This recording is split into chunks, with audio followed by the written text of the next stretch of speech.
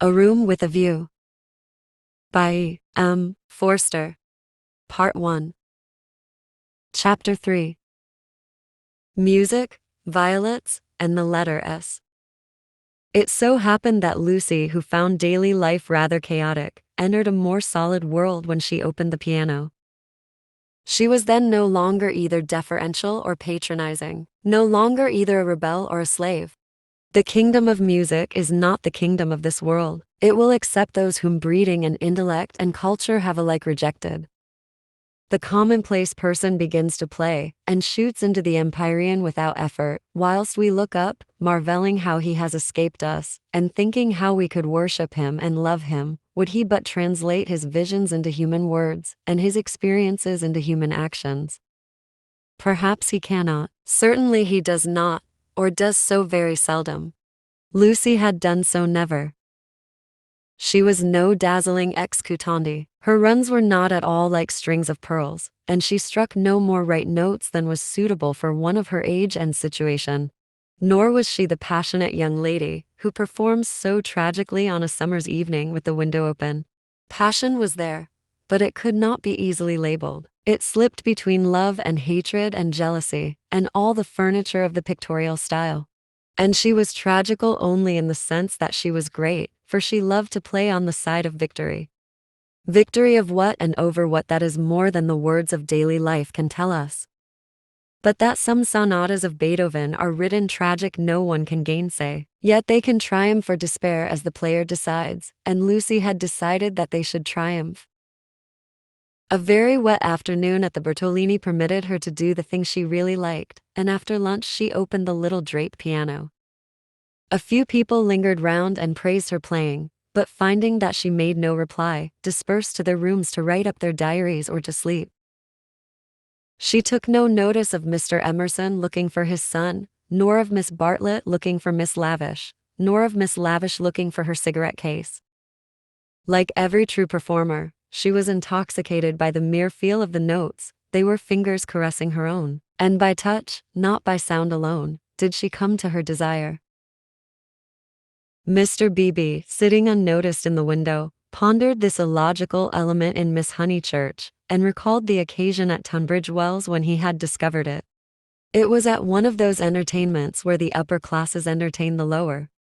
The seats were filled with a respectful audience, and the ladies and gentlemen of the parish, under the auspices of their vicar, sang, or recited, or imitated the drawing of a champagne cork. Among the promised items was Miss Honeychurch, piano, Beethoven, and Mr. Beebe was wondering whether it would be Adelaida, or the March of the Ruins of Athens, when his composure was disturbed by the opening bars of Opus 3. He was in suspense all through the introduction, for not until the pace quickens does one know what the performer intends.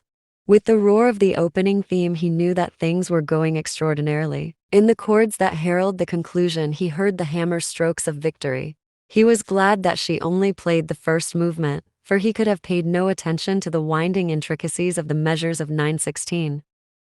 The audience clapped, no less respectful. It was Mr. Beebe who started the stamping. It was all that one could do. "Who is she?" he asked the vicar afterwards. "Cousin of one of my parishioners. I do not consider her choice of a piece happy. Beethoven is so usually simple and direct in his appeal that it is sheer perversity to choose a thing like that which, if anything, disturbs. Introduce me. She will be delighted. She and Miss Bartlett are full of the praises of your sermon." "My sermon?" cried Mr. Beebe. "Why ever did she listen to it?" When he was introduced he understood why, for Miss Honeychurch, disjoined from her music stool, was only a young lady with a quantity of dark hair and a very pretty, pale, undeveloped face. She loved going to concerts, she loved stopping with her cousin, she loved iced coffee and meringues. He did not doubt that she loved his sermon also. But before he left Tunbridge Wells he made a remark to the vicar, which he now made to Lucy herself when she closed the little piano and moved dreamily towards him. "If Miss Honeychurch ever takes to live as she plays, it will be very exciting both for us and for her." Lucy at once re-entered daily life. Oh, what a funny thing. Someone said just the same to Mother, and she said she trusted I should never live a duet.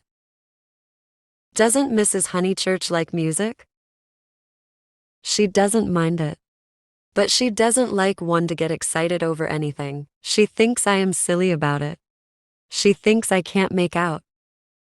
Once I said that I liked my own playing better than anyone's. She has never got over it. Of course, I didn't mean that I played well, I only meant. Of course, said he, wondering why she bothered to explain. Music, said Lucy, as if attempting some generality. She could not complete it, and looked out absently upon Italy in the wet.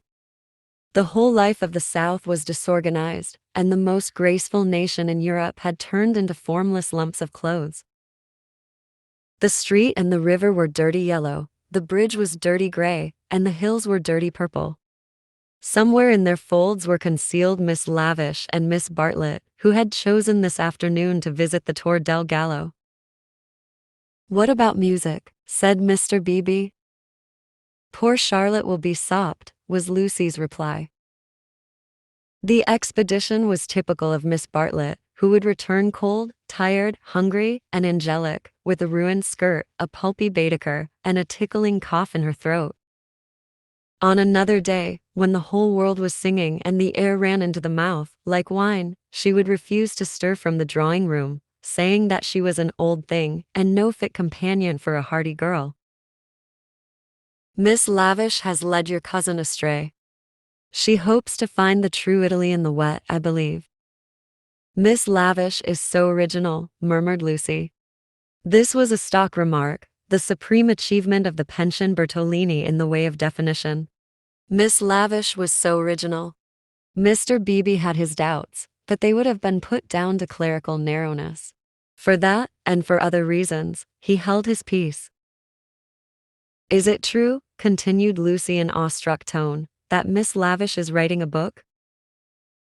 They do say so. What is it about? It will be a novel, replied Mr. Beebe, dealing with modern Italy. Let me refer you for an account to Miss Catherine Allen, who uses words herself more admirably than anyone I know. I wish Miss Lavish would tell me herself. We started such friends. But I don't think she ought to have run away with Baedeker that morning in Santa Croce. Charlotte was most annoyed at finding me practically alone, and so I couldn't help being a little annoyed with Miss Lavish. The two ladies, at all events, have made it up. He was interested in the sudden friendship between women so apparently dissimilar as Miss Bartlett and Miss Lavish. They were always in each other's company, with Lucy a slighted third. Miss Lavish he believed he understood, but Miss Bartlett might reveal unknown depths of strangeness, though not perhaps of meaning. Was Italy deflecting her from the path of prim chaperon, which he had assigned to her at Tunbridge Wells? All his life he had loved to study maiden ladies. They were his specialty, and his profession had provided him with ample opportunities for the work. Girls like Lucy were charming to look at, but Mr. Beebe was, from rather profound reasons, somewhat chilly in his attitude towards the other sex, and preferred to be interested rather than enthralled. Lucy, for the third time, said that poor Charlotte would be sopped. The Arno was rising in flood, washing away the traces of the little carts upon the foreshore. But in the southwest there had appeared a dull haze of yellow, which might mean better weather if it did not mean worse. She opened the window to inspect, and a cold blast entered the room, drawing a plaintive cry from Miss Catherine Allen, who entered at the same moment by the door. Oh, dear Miss Honeychurch, you will catch a chill. And Mr. Beebe here besides. Who would suppose this is Italy? There is my sister actually nursing the hot water can, no comforts or proper provisions. She sidled towards them and sat down, self-conscious as she always was on entering a room which contained one man, or a man and one woman. I could hear your beautiful playing, Miss Honeychurch, though I was in my room with the door shut. Doors shut, indeed, most necessary. No one has the least idea of privacy in this country. And one person catches it from another. Lucy answered suitably. Mr. Beebe was not able to tell the ladies of his adventure at Modena, where the chambermaid burst in upon him in his bath, exclaiming cheerfully, "Fa niente sono vecchia." He contented himself with saying, "I quite agree with you, Miss Allen. The Italians are a most unpleasant people. They pry everywhere, they see everything, and they know what we want before we know it ourselves. We are at their mercy. They read our thoughts, they foretell our desires. From the cab driver down to Giotto, they turn us inside out, and I resent it. Yet in their heart of hearts they are how superficial. They have no conception of the intellectual life. How right is Signora Bertolini, who exclaimed to me the other day, "H.O., Mr. Beebe, if you knew what I suffer over the children's education. I won't avenue my little Victoria taught by a ignorant Italian what can explain nothing." Miss Allen did not follow, but gathered that she was being mocked in an agreeable way. Her sister was a little disappointed in Mr. Beebe, having expected better things from a clergyman whose head was bald and who wore a pair of russet whiskers. Indeed, who would have supposed that tolerance, sympathy, and a sense of humor would inhabit that militant form? In the midst of her satisfaction she continued to sidle, and at last the cause was disclosed. From the chair beneath her she extracted a gunmetal cigarette case on which were powdered in turquoise the initials E.L. "That belongs to Lavish," said the clergyman. "A good fellow, Lavish, but I wish she'd start a pipe." "Oh, Mr. Beebe," said Miss Allen, divided between awe and mirth. "Indeed, though it is dreadful for her to smoke, it is not quite as dreadful as you suppose. She took to it, practically in despair, after her life's work was carried away in a landslip. Surely that makes it more excusable." "What was that?" asked Lucy. Mr. Beebe sat back complacently and Miss Allen began as follows, "It was a novel and I am afraid, from what I can gather, not a very nice novel. It is so sad when people who have abilities misuse them, and I must say they nearly always do. Anyhow, she left it almost finished in the grotto of the Calvary at the Cappuccini Hotel at Amalfi while she went for a little ink. She said, 'Can I have a little ink, please?' But you know what Italians are, and meanwhile the grotto fell roaring onto the beach, and the saddest thing of all is that she cannot remember what she has written. The poor thing was very ill after it, and so got tempted into cigarettes. It is a great secret, but I am glad to say that she is writing another novel. She told Teresa and Miss Poole the other day that she had got up all the local color. This novel is to be about modern Italy. The other was historical, but that she could not start till she had an idea. First she tried Perugia for an inspiration, then she came here. This must on no account get round. And so cheerful through it all. I cannot help thinking that there is something to admire in everyone, even if you do not approve of them." Miss Ellen was always thus being charitable against her better judgment. A delicate pathos perfumed her disconnected remarks, giving them unexpected beauty, just as in the decaying autumn woods there sometimes rise odors reminiscent of spring. She felt she had made almost too many allowances, and apologized hurriedly for her toleration. All the same, she is a little too, I hardly like to say unwomanly, but she behaved most strangely when the Emersons arrived. Mr. Beebe smiled as Miss Allen plunged into an anecdote which he knew she would be unable to finish in the presence of a gentleman. "I don't know, Miss Honeychurch, if you have noticed that Miss Poole, the lady who has so much yellow hair, takes lemonade. That old Mr. Emerson, who puts things very strangely." Her jaw dropped. She was silent. Mr. Beebe, whose social resources were endless, went out to order some tea, and she continued to Lucy in a hasty whisper, "Stomach." He warned Miss Poole of her stomach acidity. He called it, and he may have meant to be kind. I must say I forgot myself and laughed. It was so sudden. As Teresa truly said, it was no laughing matter. But the point is that Miss Lavish was positively attracted by his mentioning S, and said she liked plain speaking and meeting different grades of thought. She thought they were commercial travelers. Drummers was the word she used, and all through dinner she tried to prove that England, our great and beloved country, rests on nothing but commerce. Teresa was very much annoyed and left the table before the cheese, saying as she did so, "There, Miss Lavish, is one who can confute you better than I," and pointed to that beautiful picture of Lord Tennyson. Then Miss Lavish said, "Tut. The early Victorians, just imagine. Tut. The early Victorians." My sister had gone, and I felt bound to speak.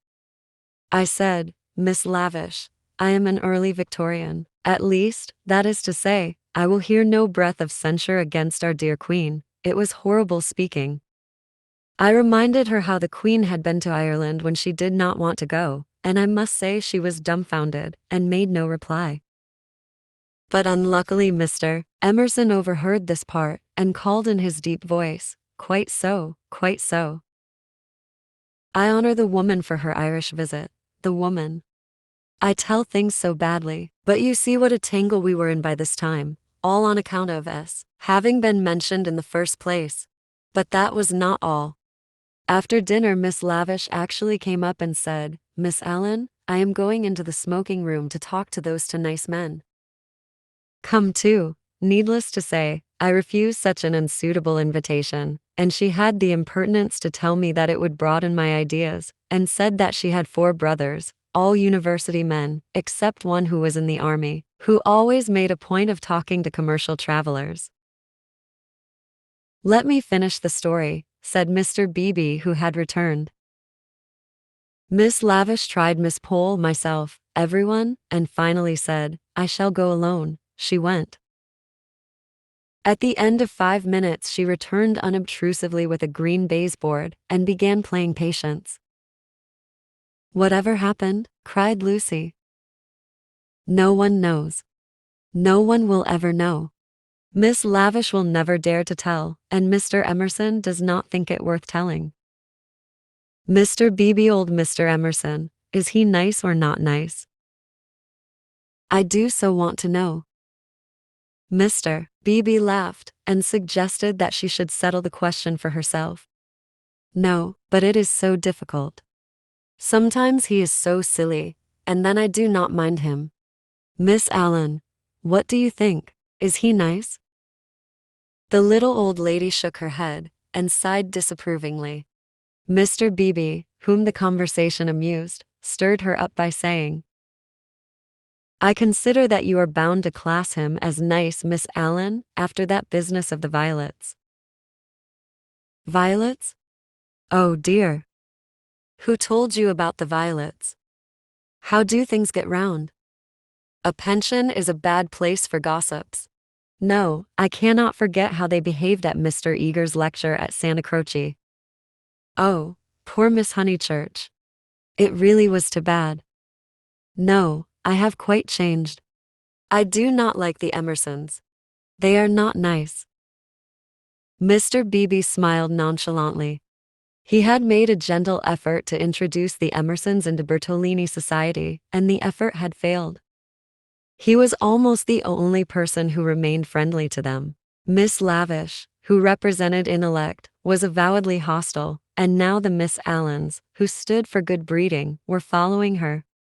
Miss Bartlett, smarting under an obligation, would scarcely be civil. The case of Lucy was different. She had given him a hazy account of her adventures in Santa Croce, and he gathered that the 2 men had made a curious and possibly concerted attempt to annex her, to show her the world from their own strange standpoint, to interest her in their private sorrows and joys. This was impertinent. He did not wish their cause to be championed by a young girl. He would rather it should fail. After all, he knew nothing about them, and pension joys, pension sorrows, are flimsy things, whereas Lucy would be his parishioner. Lucy, with one eye upon the weather, finally said that she thought the Emersons were nice, not that she saw anything of them now. Even their seats at dinner had been moved. "But aren't they always waylaying you to go out with them, dear?" said the little lady inquisitively. Only once. Charlotte didn't like it, and said something quite politely, of course. Most right of her. They don't understand our ways. They must find their level. Mr. Beebe rather felt that they had gone under. They had given up their attempt if it was one to conquer society, and now the father was almost as silent as the son. He wondered whether he would not plan a pleasant day for these folk before they left some expedition, perhaps, with Lucy well chaperoned to be nice to them. It was one of Mr. Beebe's chief pleasures to provide people with happy memories. Evening approached while they chatted. The air became brighter, the colors on the trees and hills were purified, and the Arno lost its muddy solidity and began to twinkle. There were a few streaks of bluish-green among the clouds, a few patches of watery light upon the earth, and then the dripping thought of San Miniato shone brilliantly in the declining sun. "Too late to go out," said Miss Allen in a voice of relief. "All the galleries are shut." "I think I shall go out," said Lucy. "I want to go round the town in the circular tram on the platform by the driver." Her two companions looked grave. Mr. Beebe, who felt responsible for her in the absence of Miss Bartlett, ventured to say, "I wish we could. Unluckily, I have letters. If you do want to go out alone, won't you be better on your feet?" "Italians, dear, you know," said Miss Allen. "Perhaps I shall meet someone who reads me through and through." But they still looked disapproval, and she so far conceded to Mr. Beebe as to say that she would only go for a little walk, and keep to the street frequented by tourists. "She oughtn't really to go at all," said Mr. Beebe as they watched her from the window, "and she knows it. I put it down to too much Beethoven." Thank you for watching. If you like the content on this channel, please press subscribe, the like button or comment below. We'd love to get your tips. See you next time.